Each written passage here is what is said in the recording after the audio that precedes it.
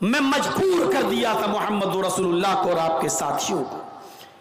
कभी हबशा हिजरत करने पर, कभी मक्के से मदीना हिजरत करने पर मारा, सताया, और जो सहाबा हिजरत करने के लिए तैयार हुए तो उनकी जमीन और जायदाद छीनी, उनका मालो दौलत छीना। कहा कि मदीने जा रहे हो, जाओ, लेकिन शादी तुमने मक्के में की है, ये बेटी मक्के की है, तुम मदीने नहीं ले जा सकते। बीवी को छोड़ दिया। इधर से बाप आया, ये बेटी मेरी है, तुम्हें जाना है जाओ, लेकिन हम अपनी बेटी को मदीने नहीं ले जाने देंगे। ससुराल वालों ने बेटी छीन ली। छोटा बच्चा, 1 साल, 1.5 साल, 2 साल की उम्र, बाप ने इस बच्चे को अपनी गोद से लिया और चला। उधर से लड़के के मां बाप आ गए, नहीं, ये बच्चा हमारे खानदान का चश्मो चिराग है, हम तुम्हारी शादी नहीं करवाते तो ये बच्चा नहीं आता, तुम इस बच्चे को भी बददीन बनाओगे, मोहम्मद के रास्ते पे चलाओगे, ये अपने बाप दादा का दीन छोड़ देगा। तुम्हें जाना है तो जाओ, लेकिन बच्चे को हमारे हवाले कर दो। बीवी को ससुराल वालों ने ले लिया, बच्चे को अपने घर वालों ने छीन लिया। लेकिन हिजरतों के सताए हुए, मालो दौलत जिनका ले लिया गया हो, बीवी बच्चे भी जिनके छीन लिए गए हो, इन्होंने सारी कुर्बानियां दी, लेकिन मदीने पहुंचे। मक्के वालों ने जुल्म की इतने पहाड़ तोड़े थे कि मोहम्मद रसूलुल्लाह जब मक्का छोड़कर मदीने की तरफ रवाना हो रहे थे तो आखिरी दीदार खाने काबा का आप कर रहे थे, तो खाने काबा का गिलाफ पकड़कर ये कह रहे थे, ऐ काबा, मुझे तेरे बाशिंदों ने मजबूर कर दिया, जुल्म सितम कर करके हमें और हमारे साथियों को मजबूर कर दिया मक्का छोड़ने पर। ऐ काबा, अगर मुझे इस शहर के बाशिंदों ने मजबूर न किया होता तो मैं तुझे छोड़ के कभी न जाता। आपने उस काबे का आखिरी दीदार किया और आंखों में आंसू लेकर काबे को का दीदार करके वहां से निकल जाते हैं और मक्का छोड़कर मदीना की तरफ पहुंच जाते हैं। लेकिन एक दिन जब मक्का फतह होता है और उसकी बागडोर जनाब मोहम्मद रसूलुल्लाह के हाथ में आती है,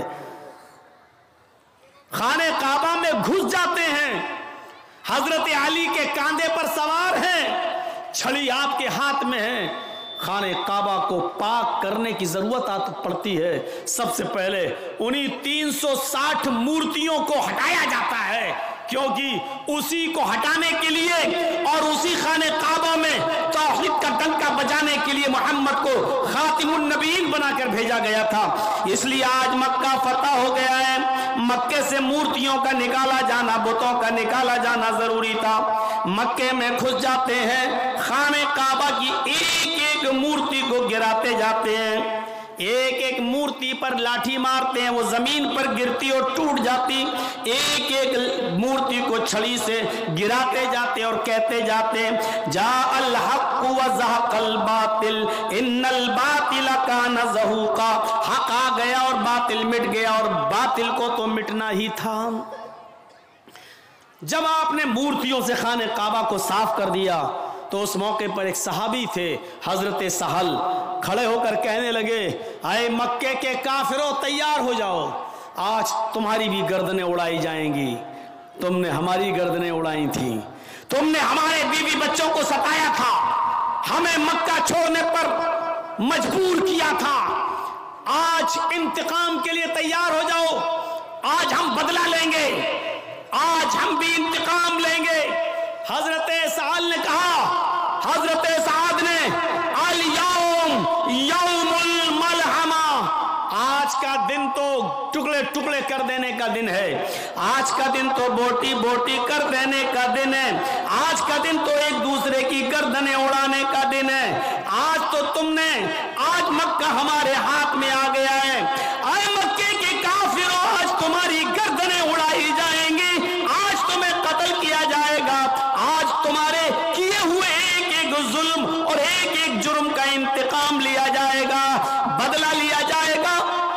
जैसे हजरत साद ये पुकारते हैं, दूसरी जगह मोहम्मद रसूलुल्लाह सल्लल्लाहु अलैहि वसल्लम बैठे हुए थे, वो फरमाते नहीं, आए मक्के के काफिरों, तुम्हें साद के इन जुमलों से डरने की जरूरत नहीं है।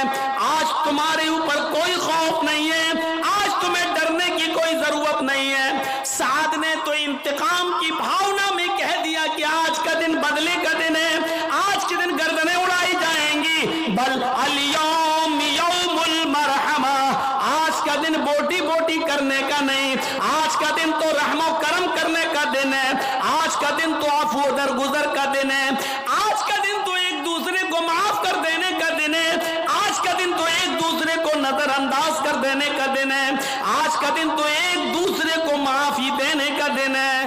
आओ अपने जुर्मों की माफी मांगो, हम माफ करने के लिए तैयार हैं। और आपने मक्के के अंदर एक एक मुजरिम को माफ किया, और जुर्म भी ऐसा वैसा नहीं, बहुत खतरनाक जुर्म जिन्होंने किए। हिंद आती है जिसने हमजा का कलेजा निकाला था, वो हिंद आती है जिसने हमजा की नाक काटी थी, कान काटा था और उसका हार बनाकर अपने गले में पहना था। वो हिंद आती है जिसने हमजा का पेट फाड़ा था, हमजा का पेट फाड़कर कलेजा निकाला था, कलेजे की बोटियों को जबान पे रखकर दांतों से चबाया था, खाने की कोशिश की लेकिन दिल गवारा नहीं किया, इसलिए थूक देती है। वो हिंदा सामने खड़ी है जिसने मोहम्मद रसूलुल्लाह के चचा हमजा की गर्दन काटी हो, नाक काटी हो, कान काटा हो और उसका हार बनाकर गले में पहना हो। वो हिंदा सामने खड़ी है जिसने हमजा का पेट फाड़ा हो, कलेजा निकाला हो और कलेजे को अपने दांतों में रखकर चबाया हो और थूक दिया हो। वो हिंदा सामने खड़ी है, आज अपने जुर्म की माफी मांग रही है। कोई भी बागैरत दिल इस जुर्म के बाद इसी ऐसी औरत को माफ करने के लिए तैयार नहीं होगा। देख लीजिए, वो एक लड़की जिसका रेप हुआ था और उसके बाद मार डाला गया निर्भया को, और आप देख लीजिएगा उसके चारों कातिलों को जो फांसी दी गई थी अभी चंद महीने पहले या 1-2 साल पहले, जो फांसी के तख्ते पर लटकाया गया, आखिरी वक्त तक भी निर्भया की मां ने और निर्भया के बाप ने उन मुजरिमों को माफ नहीं किया। हर कोई अपने रिश्तेदार के कातिल को माफ करना गवारा नहीं करता। खुद आपका बेटा जिसने आपके आंखों के सामने मार डाला हो, क्या आपका कलेजा उसको माफ कर देगा? आपका दिल कभी गवारा नहीं होगा। आप तो चाहेंगे कि इसको तड़पा के मारा जाए। नबी अकरम के सामने हिंदा खड़ी है, हुकूमत नबी की, सल्तनत नबी की, जिम्मेदार नबी, पूरे मक्के की बागडोर नबी के हाथ में, और हिंदा कह रही है कि हाँ मैंने ये जुर्म किया है, अय अल्लाह के रसूल हमें माफ़ कर दीजिए। और आप अपने कलेजे पर पत्थर रखकर, अपने दिल पर पत्थर रखकर कहते हिंदा जा, मैंने तुझे माफ़ कर दिया, लेकिन एक रिक्वेस्ट है, एक अपील है, एक गुजारिश है, मेरे सामने मत आना, कभी भी मेरे आंखों के सामने मत आना। हिंदा, जब तू मेरी आंखों के सामने आती है तो मुझे अपने चचा की लाश याद आ जाती है, अपने चचा का चेहरा याद आ जाता है, उसके चेहरे पर कटी हुई नाक और कटा हुआ कान याद आ जाता है, उसका फटा हुआ पेट मुझे याद आ जाता है, उसके पेट से निकला हुआ कलेजा मोहम्मद की नजरों के सामने आ जाता है। हिंदा, मैंने माफ तो किया लेकिन मेरे सामने मत आना, इसलिए कि तू जब आती है तो मुझे मेरे चचा की याद आ जाती है। रहमतुल लिल आलमीन की रहमत देखो एक दुश्मन के साथ। वो अलग बात है कि हिंदा बाद में इस्लाम ले आई, लेकिन आपने उस वक्त उसको माफ कर दिया। कहां मिलेगी ऐसी रहमत? सच कहा कुरान ने, आदम से लेकर ईसा तक जितने भी नबी आए, हर नबी एक कौम, एक कबीले के लिए, लेकिन जो भी आया उसने आखिरी नबी के बारे में जरूर बता दिया कि एक नबी आएंगे, सारी कायनात के होंगे। वइज़ अख़ज़ल्लाहु मीसाक़न नबिय्यीना और जब अल्लाह ने सारे नबियों से एक अहद लिया, जब अल्लाह ने सारे नबियों से एक वादा लिया, जिनको भी इस दुनिया में भेजा, एक अहद लिया, एक वादा लिया, लमा अतैतुकुम मिन किताबिन व हिकमा, आए नबियों, हाय पैगंबरों, हमने तुम्हें जो किताब व हिकमत में से जो चीजें तुम्हें दी हैं, इसको लेकर तुम दुनिया में जा तो रहे हो, लेकिन अगर तुम्हारी जिंदगी में मेरा आखिरी नबी आ जाए, सुम्मा जाअकुम रसूलुम मुसद्दिकुल लिमा माअकुम, तुम्हारी जिंदगी में मेरे आखिरी पैगंबर आ जाए, तुम्हारी जिंदगी में जनाब मुहम्मदुर रसूलुल्लाह आ जाए, और वो उस चीज की तस्दीक करें जो तुम लेकर जा रहे हो, उस चीज की पुष्टि करें जो तुम लेकर जा रहे हो, तो तुम्हारी जिम्मेदारी क्या होनी चाहिए, तुम्हारी ड्यूटी क्या होनी चाहिए? लतुमिनुन्न बिही व लतंसुरुन्नहु, हाय मूसा, हाय ईसा, हाय इब्राहिम, हाय जकरिया, हाय नूह, हाय यहया, हाय पैगंबरों, अगर तुम्हारी जिंदगी में आखिरी नबी आ जाए, लतुमिनुन्न बिही व लतंसुरुन्नहु, तो तुम सारे के सारे पैगंबर उस नबी के ऊपर ईमान ले आना, आखिरी नबी जनाब मुहम्मदुर रसूलुल्लाह की रिसालत को तस्लीम कर लेना, और वो जो मिशन लेकर गए उनके मिशन में उनकी मदद भी करना, वला तंसुरुन्नहु, उनके मिशन में, उनके वर्क्स में, उनके कामों में तुम उनकी मदद भी करना। आदम से लेकर ईसा तक सारे नबियों ने आखिरी नबी के बारे में पेशीन गोई की है, बताया है। श्रीमद् भागवत महान पुराण जो वेदों की व्याख्या कहलाती है, खुलासा कहलाता है, देखिए एक मंत्र पढ़ने जा रहा हूं इस किताब के स्कंद 12 अध्याय 2 के मंत्र नंबर 19 से। इस मंत्र को सुनिए, और इस मंत्र में भी मोहम्मद रसूलुल्लाह की पेशीन गोइयां बताई जा रही हैं। अश्वमाशुगमारूहा देवदत्त जगतपति आसीन साधुदमनम षटेश्वर्या गुणन्वितः अष्ट्रो गुणः अल्पभाषी बहुभाषी ज्ञानी श्रुतु ज्ञानी प्राकर्मी कीर्तज्ञ दानी कृपालु। अब क्या हो गया? ऐसे चिल्लाते हैं जैसे किसी औरत को बच्चा पैदा होता है तो वो चिल्लाती रोती है, बिल्कुल वही।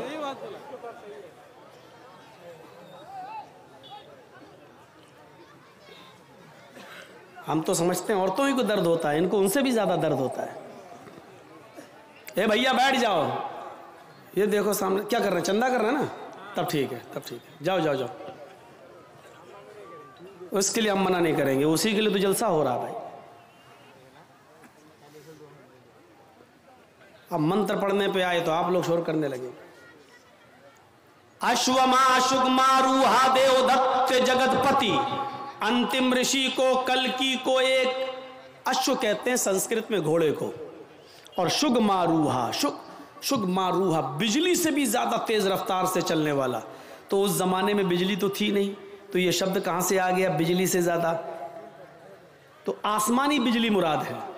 आसमान से जो बिजली चमकती है उसकी रफ्तार होती है, जो आसमान में कड़क होती है बिजली, 1 सेकंड में 1,86,000 मील।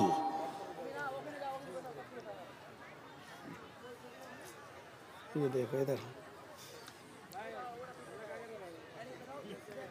तकरीर भी सुन रहा हूं, मोबाइल वैसे ऐसे कर रहा है। तो ऐसा घोड़ा दिया जाएगा अंतिम ऋषि को, आखिरी नबी को ऐसा घोड़ा मिलेगा, शुगमारूहा, जो बिजली से भी ज्यादा तेज रफ्तार से चलेगा, बिजली से भी ज्यादा तेज रफ्तार से। और वो घोड़ा कौन देगा? देवदत्त, देव अल्लाह, ईश्वर, भगवान दत्त देगा। वो घोड़ा अल्लाह की तरफ से, ईश्वर की तरफ से उसको दिया जाएगा, गॉड गिफ्ट, अल्लाह की तरफ से उसको मिलेगा। और किसको मिलेगा? उसका नाम आगे आ रहा, जगतपति। अश्वमा, एक घोड़ा दिया जाएगा, शुगमारूहा, जो बिजली से भी ज्यादा तेज स्पीड से चलेगा, देवदत्त ईश्वर की ओर से मिलेगा। जगतपति उसको दिया जाएगा जो पूरे विश्व का, पूरी दुनिया का पति होगा, पूरी दुनिया का रक्षक होगा, पूरी दुनिया का हिफाजत करने वाला, पूरे विश्व का रक्षक। पति के माना रक्षक, पति के माना दूल्हा नहीं होता है। पति इसीलिए कहा जाता है किसी औरत के दूल्हा को, क्योंकि वो अपनी पत्नी की इज्जत और उसकी आबरू की रक्षा करता है। उसको क्या कहा जाता है? पति। ये इसका पति है। पति का मतलब रक्षक है। यानी एक मर्द ने किसी औरत से निकाह करके उसको अपनी रक्षा में ले लिया है, अब उसको हजारों गंदी नजरों से बचा लिया है, उसका वो रक्षक हो गया है, उसका वो मुहाफिज हो गया है। तो पति का माना क्या होता है? मुहाफिज। पति के माना दूल्हा नहीं होता है। अगर पति के माना दूल्हा किया जाने लगे तो बहुत गड़बड़ी पैदा हो जाएगी। सेनापति, तर्जुमा करो, क्या करोगे? पूरी सेना का दूल्हा। सेना का कोई दूल्हा होता है? सेनापति का मतलब पूरी सेना का रक्षक। राष्ट्रपति, क्या तर्जुमा करोगे? पूरे राष्ट्र का, पूरे देश का रक्षक। अगर पति का माना दूल्हा करोगे तो क्या मतलब? पूरे देश का दूल्हा। भारत में जितनी औरतें सबका दूल्हा है वो। पति का माना यहां दूल्हा नहीं होगा। जिसके पास लाखों रुपए होते हैं उसको कहते हैं लखपति, जिसके पास 1-2 करोड़ रुपया होता है उसको क्या कहते हैं? करोड़पति। तो लखपति और करोड़पति का मतलब ये नहीं होता लाखों औरतों का दूल्हा और करोड़ों औरतों का दूल्हा, बल्कि इनका मुहाफिज, इनका रक्षक, इनका मालिक। मुहम्मदुर रसूलुल्लाह के लिए शब्द क्या इस्तेमाल हुआ? जगतपति। पूरे जगत मानी दुनिया, और पति मानी जगत मानी वर्ल्ड, जगत मानी विश्व, और पति मानी रक्षक। पूरे दुनिया का, पूरे विश्व का रक्षक। अरबी में इसका तर्जमा करेंगे तो आप क्या करेंगे? जगतपति का रहमतुल लिल आलमीन, पूरी कायनात के लिए रहमत बनकर। रक्षा बगैर रहम के नहीं होती है, रक्षा बगैर रहम के नहीं हो सकती है। जिस लीडर या जिस नेता के दिल से रहम निकाल लिया जाए वो देश को बर्बाद कर देता है। मिसाल नहीं दूंगा, नाम नहीं लूंगा, हमसे ज्यादा समझदार है। बंगाल होता तो नाम ले लेता मैं, नहीं है बंगाल। मेरे भाइयों सुनिए, बोलना मुझे है, कौन बोल रहा है ये बंगाल? तुम्हारे मशवरे से बोलूंगा। तुम राजीव गांधी हो, क्या तुम्हारा हुक्म चलेगा मेरे ऊपर? खामोशी से सुनिए ना। ये लोग चाहते हैं मेरा चैनल चले, इसी को काट काट के दिखा देंगे। तो जिस देश के लीडर से, जिस नेता से रहम निकाल लिया जाए वो कभी देश की रक्षा नहीं कर सकता है। हज्जाज इब्ने यूसुफ से रहम निकाल लिया गया, बर्बाद कर दिया। हिटलर से रहम निकाल दिया गया, यहूदियों को कत्ल कर दिया। लेकिन हिटलर ने सारे यहूदियों को मारा, कुछ यहूदियों को छोड़ दिया था।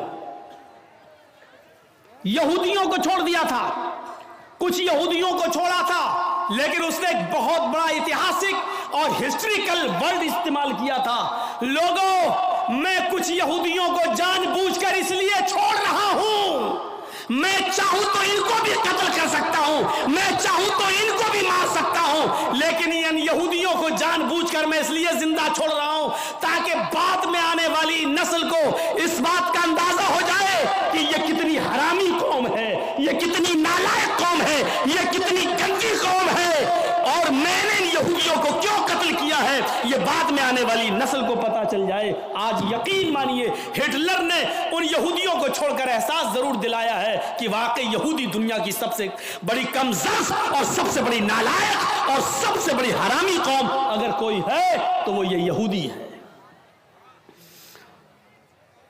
और नहीं यकीन आता है तो इजराइल को देख लो, जो अमेरिका की गोद में उसका नाजायज बच्चा पल रहा है। इजराइल कौन है? अमेरिका की नाजायज औलाद, और ये उसकी नाजायज औलाद पल रही है। सारे अरब मुल्क आज ना इत्तेफाकी का शिकार हैं, इसलिए इजराइल अपनी मनमानी चला रहा है। अल्लाह रब्बुल आलमीन हमें मुत्तहिद होने की तौफीक अता फरमाए, हमें इत्तेफाक और इत्तेहाद हमारे दिलों में पैदा फरमा दे। मेरे भाइयों, इस चीज़ को याद रखिए, जगतपति, पूरे दुनिया का मुहाफिज, रहमतुल लिल आलमीन। एक घोड़ा दिया जाएगा जो बिजली से भी ज़्यादा तेज़ रफ्तार से चलेगा। दो चीज़ें याद रखना, एक घोड़ा दिया जाएगा जो बिजली से भी ज़्यादा तेज़ रफ्तार से चलेगा। ईश्वर की तरफ से वो घोड़ा मिलेगा, उसको दिया जाएगा जो पूरे विश्व का रक्षक होगा, पूरी दुनिया का मुहाफिज होगा। आसिना साधुमनम शटेश्वर्या गुणन्विता, और जिसकी जिंदगी साधुओं के मानिंद, साधुओं के समान गुजरेगी। एक एक चीज पर अभी मैं बोलूंगा। साधु आसिना साधुमनम, साधुओं की तरह वो अपनी जिंदगी गुजारेगा। शटेश्वर्या गुणन्विता, और उस जगतपति के अंदर 8 खूबियां पाई जाएंगी, 8 गुण उसके अंदर पाए जाएंगे, 8 खूबियां उसके अंदर भरी होंगी। वो 8 खूबियां क्या हैं? अष्टो गुणा, वो 8 खूबियों के नाम गिनाए। अल्पभाषी, वो बहुत कम बोलने वाला होगा। इन 8 चीजों को याद रख लीजिएगा। अल्पभाषी, वो कम बोलेगा, पहली चीज। बहुभाषी, भविष्य की, मुस्तकबिल की, फ्यूचर की बातें बताएगा। ज्ञानी, पढ़ा लिखा ज्ञानी, बहुत ज्यादा इल्म वाला होगा। अभी इसकी तशरीह करूंगा। श्रुतु ज्ञानी, चौथी खूबी, ये इल्म उसको सुनकर मिलेगा, यानी उसने किसी उस्ताद से पढ़ा नहीं होगा। श्रुतु ज्ञानी, ये इल्म उसने सुनकर हासिल किया होगा। श्रुतु ज्ञानी, सुनकर। 4 चीजें हो गई। पहली चीज अल्पभाषी, कम बोलेगा। 4 याद रखना। हम किसी को भी खड़ा करके पूछ सकते हैं, और जिसकी गर्दन नीचे होगी उसी को सबसे पहले खड़ा करेंगे हम। 4 चीजें पहले याद कर लो। कम बोलने वाला होगा, 1। फ्यूचर की, मुस्तकबिल की बातें बताएगा, 2। ज्ञानी, बहुत बड़ा जानकार होगा, 3। श्रुतु ज्ञानी, ये चीजें उसको सुनकर हासिल होंगी, यानी श्रुतु ज्ञानी, सुनकर इल्म हासिल होगा। 4 चीजें। अब 4 चीजें यहां देखो। पराक्रमी, बहुत बड़ा बहादुर होगा। पराक्रमी, बहुत बड़ा बहादुर होगा। दानी, खैरात करने वाला होगा।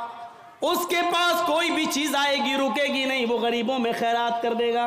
खैरात करने वाला होगा दानी। कृतज्ञ, एहसान करेगा लोगों पर, लेकिन उस एहसान को जताएगा नहीं। 7वीं चीज, वो एहसान करने वाला होगा लेकिन एहसान करके जताएगा नहीं। और 8वीं चीज, कृपालु, दयावान होगा। उससे ज्यादा दयालु कोई नहीं होगा, उससे ज्यादा रहम दिल कोई नहीं होगा। ये 8 खूबियां बताई गई हैं, और ये 8 खूबियां महाभारत के अंदर बताई गई हैं। अगरचे इससे पहले वाला मंत्र श्रीमद् भागवत महान पुराण के स्कंद 12 अध्याय 2 का मंत्र नंबर 19 है, जो मैंने आपके सामने पेश कर दिया, पढ़ दिया है। अब एक एक चीज देख लो। अश्वमा शुगमा रूहा, ऐसा घोड़ा दिया जाएगा जो बिजली से भी ज्यादा तेज रफ्तार से चलेगा। अल्लाह के नबी को एक ऐसी सवारी मिली थी जो बिजली से ज्यादा तेज रफ्तार चलती थी। अरबी जबान में बिजली को क्या कहते हैं? बर्क, अल बर्क, आसमान की बिजली को। और ये लाइट वाली बिजली जो जलती है, जो हमारे यहाँ करंट आता है, उसको अलकहरूबा बोलते हैं। ये करंट वाली बिजली अलकहरूबा, ये नहीं, अल बर्क, जो आसमान पे बिजली चमकती है उसको क्या बोलते हैं अरबी में? बर्क। और अल्लाह के रसूल को जो सवारी मिली थी उसको क्या कहते हैं? बुर्राक। बर्क से बना है बुर्राक। शुगमारुहा, बिजली से ज्यादा तेज रफ्तारी से चलने वाली बुर्राक, जिस पर अल्लाह के नबी बैठकर सफर किए, जन्नत और जहन्नम देखकर आए, बैतुल मुकद्दस का सफर किए। इसकी रफ्तार कितनी थी? खुद अल्लाह के नबी बयान करते हैं कि जब मैं बुर्राक पर बैठा और बुर्राक मुझे लेकर चली तो जहां तक मेरी नजर जाती थी वहां तक उसका पहला कदम।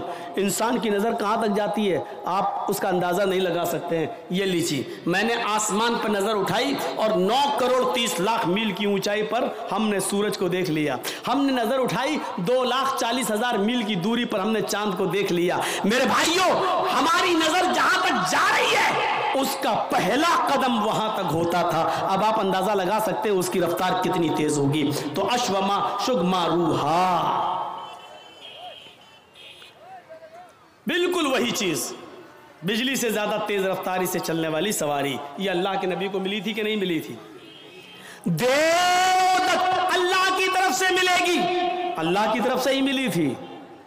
लेकिन बुर्राक पर बैठकर सफर करके जन्नत जहन्नम देख कर आने के बाद अल्लाह के नबी ने जमीन पर जब कदम रखा तो ये नहीं कहा कि अब मैं ऊंट का सफर नहीं करूंगा, अब मैं घोड़े का सफर नहीं करूंगा, मैं तो बुर्राक में बैठ के आया हूं। जर्जीस साहब को अगर 4 व्हीलर मिल जाए तो अब मोटरसाइकिल नहीं चलाएंगे। अरे नहीं, क्यों? 4 पहिया चलाने के बाद मोटरसाइकिल, मेरी इंसल्ट हो जाएगी। जिसके पास साइकिल हो और मोटरसाइकिल बाइक उसको मिल जाए, चाहे वो भीग ही में क्यों ना मिली हो, लेकिन उसका घमंड इतना बढ़ जाएगा, बाइक चलाने के बाद साइकिल चलाएंगे। लोग क्या कहेंगे, मेरे दोस्त क्या कहेंगे, साइकिल बाइक चलाने वाला, मतलब भीग में मिली हुई बाइक चला रहा है, वो शर्म महसूस नहीं कर रहा है, जबकि चुल्लू भर पानी में डूब के मर जाना चाहिए उस बाइक पर बैठने से पहले। किस बाइक पर? जो भीख में मिली है।